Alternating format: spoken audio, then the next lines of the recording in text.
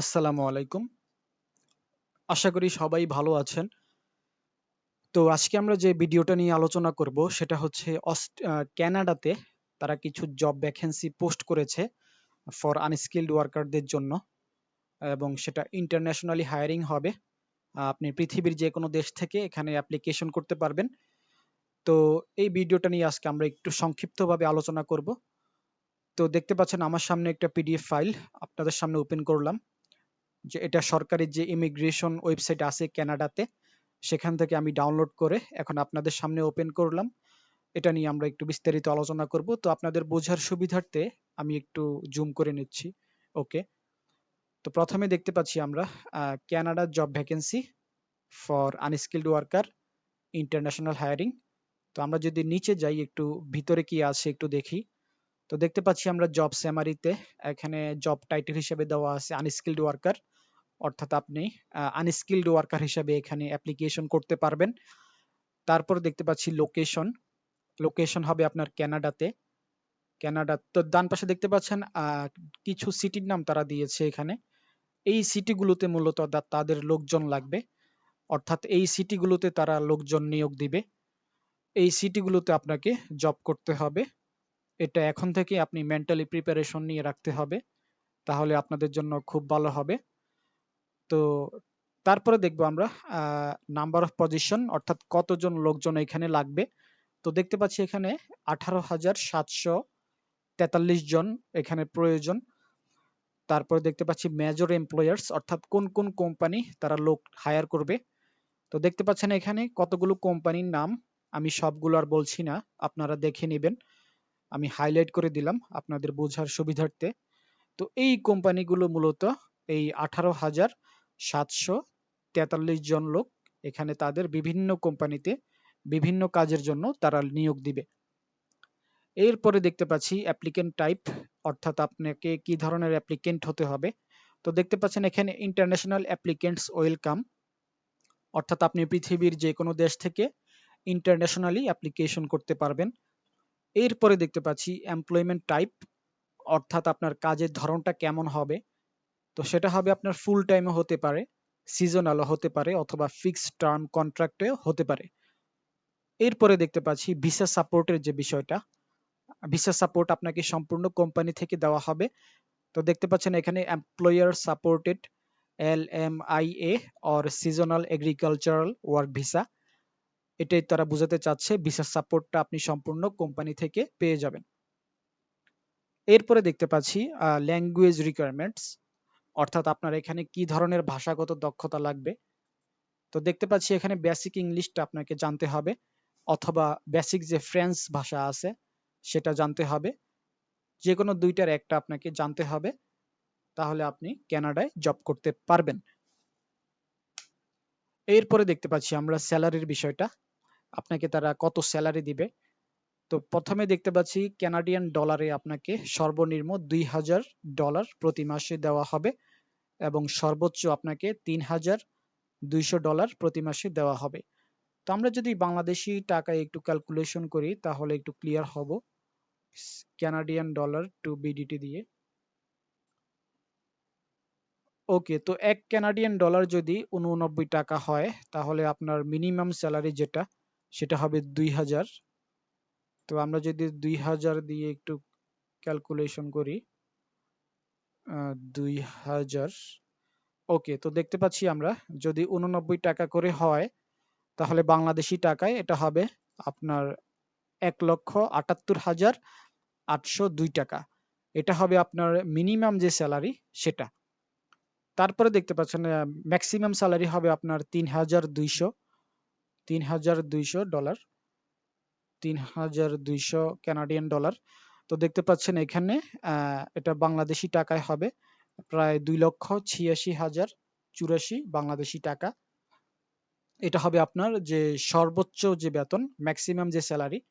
অর্থাৎ এই স্যালারিটা আপনি তখনই পাবেন যখন আপনার প্রমোশন হবে, আপনার কাজের পদোন্নতি হবে, আপনার কাজের পারফরমেন্সের উপরে ভিত্তি করে আপনাকে পরবর্তীতে এই স্যালারিটা দেওয়া হবে। তো এটা আসলে কারো ক্ষেত্রে 6 মাসও লাগতে পারে, অথবা কারো কারো ক্ষেত্রে 2 বছর 3 বছর আরো বেশিও লাগতে পারে। এটা সম্পূর্ণ আপনার কাজের উপর ডিপেন্ড করবে। আপনি কতটা ভালো পারফরমেন্স করতে পারছেন কাজের মধ্যে, সে অনুযায়ী আপনার স্যালারিটা বৃদ্ধি পাবে। তো আশা করি মোটামুটি বুঝতে পেরেছেন স্যালারির বিষয়টা। তো এখন আমরা দেখব জব রেসপন্সিবিলিটিস এর যে বিষয় সেগুলো।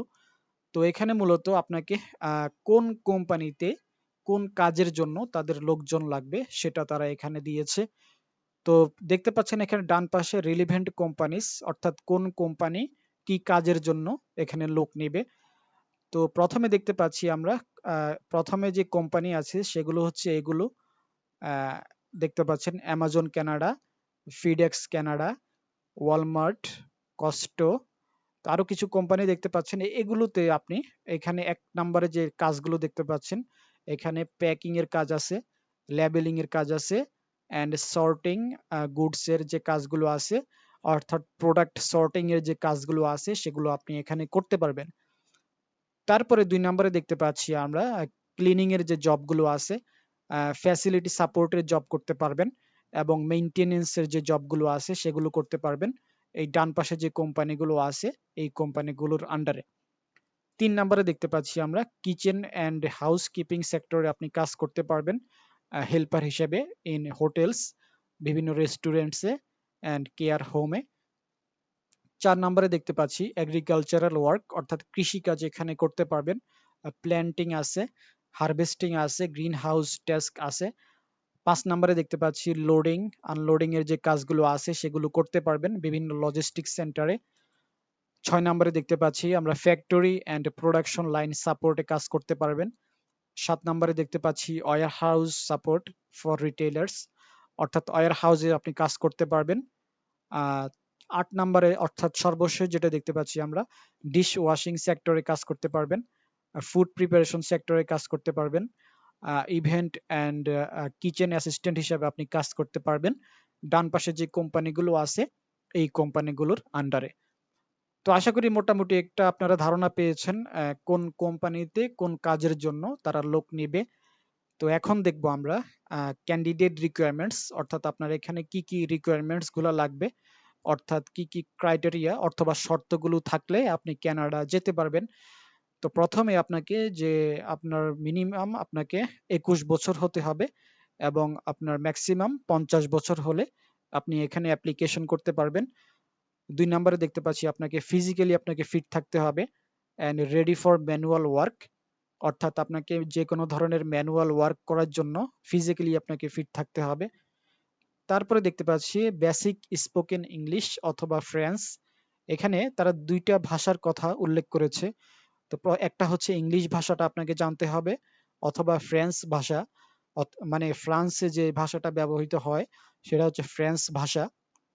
সেটা যদি আপনি জানেন তাহলে আপনি এখানে অ্যাপ্লিকেশন করতে পারবেন, অথবা আপনি বেসিক লেভেলে যে ইংলিশটা আছে সেটাও আপনি যদি পারেন কমিউনিকেশন করার জন্য তাহলে আপনি খুব সহজে কানাডা যেতে পারবেন। এরপরে দেখতে পাচ্ছি আমরা willing to work anywhere in Canada, অর্থাৎ আপনাকে এনিহোয়ার মানে আপনাকে তাদের যে কোনো সিটিতে আপনাকে কাজ করতে হবে, সেজন্য আপনার মন মানসিকতা থাকতে হবে। তারপরে দেখতে পাচ্ছি ৫ নম্বরে clean police record and health clearance, অর্থাৎ আপনার যে পুলিশ ক্লিয়ারেন্স যেটা আছে বাংলাদেশে আমরা যেখানে পুলিশ ভেরিফিকেশন বলি যেটা, এবং হেলথ ক্লিয়ারেন্স সেটা যদি পজিটিভ থাকে তাহলে আপনি খুব সহজে এখানে অ্যাপ্লিকেশন করে কানাডা যেতে পারবেন। এরপরে দেখতে পাচ্ছি জব বেনিফিটস, অর্থাৎ এখানে যদি তারা আপনাকে নিয়োগ দেয় তাহলে তারা আপনাকে জব বেনিফিটস হিসেবে তারা কি কি সুযোগ সুবিধা আপনাকে দিবে সেটাই তারা এখানে বোঝাতে চাচ্ছে। তো প্রথমে আপনি মান্থলি স্যালারি পাবেন কানাডিয়ান ডলারে ২০০০ থেকে ম্যাক্সিমাম $৩,২০০, এটা আপনার প্রতি মাসে হবে, যেটা আমরা একটু আগেও আলোচনা করেছি। আশা করি আপনাদের আর বুঝতে সমস্যা হবে না। এরপরে দেখতে পাচ্ছি ২ নম্বরে employer supported LMIA or seasonal visa, অর্থাৎ আপনাকে কোম্পানি থেকে যে ভিসা দেওয়ার সাপোর্ট সেটা আপনাকে সম্পূর্ণ কোম্পানি থেকে দেওয়া হবে। এটাও আমরা প্রথম দিকে আলোচনা করেছি, আশা করি আপনাদের বুঝতে আর সমস্যা হবে না। ৩ নম্বরে দেখতে পাচ্ছি shared accommodation or housing allowance, এটার মানে হচ্ছে আপনার যে থাকা খাওয়ার যে বিষয়গুলো সেগুলো আপনাকে তারা কোম্পানি থেকে দিয়ে দিবে। এরপরে দেখতে পাচ্ছি আমরা Canadian health care access for workers and legal work protection and paid annual leave, অর্থাৎ 4 নম্বর এবং 5 নম্বরে যে আপনারা সুযোগ সুবিধাগুলো দেখতে পাচ্ছেন, এগুলো আপনারা কানাডিয়ান যে গভর্নমেন্ট আছে তাদের সরকারি নীতিমালা অনুযায়ী, তাদের সরকারের আইন অনুযায়ী আপনি এই সুযোগ সুবিধাগুলো তাদের এই কোম্পানি থেকে পেয়ে যাবেন। তো আশা করি মোটামুটি বুঝতে পেরেছেন। তারপরেও যদি আপনাদের কিছু জানার থাকে অথবা আমার যদি কিছু বলার বাকি থাকে, তাহলে আপনারা আমার সাথে কন্ট্যাক্ট করতে পারেন। আমার সাথে কন্ট্যাক্ট করার মাধ্যম হচ্ছে হোয়াটসঅ্যাপ নাম্বার দেওয়া আছে স্ক্রিনে, এবং ইমো নাম্বার স্ক্রিনে দেওয়া আছে। এই হোয়াটসঅ্যাপ অথবা ইমোতে আমাকে টেক্সট করবেন, আমি আপনাদেরকে সর্বোচ্চ হেল্প করার চেষ্টা করব। তো ভিডিওটা আজকে এই পর্যন্তই। সবাই ভালো থাকেন, সুস্থ থাকেন। আল্লাহ হাফেজ।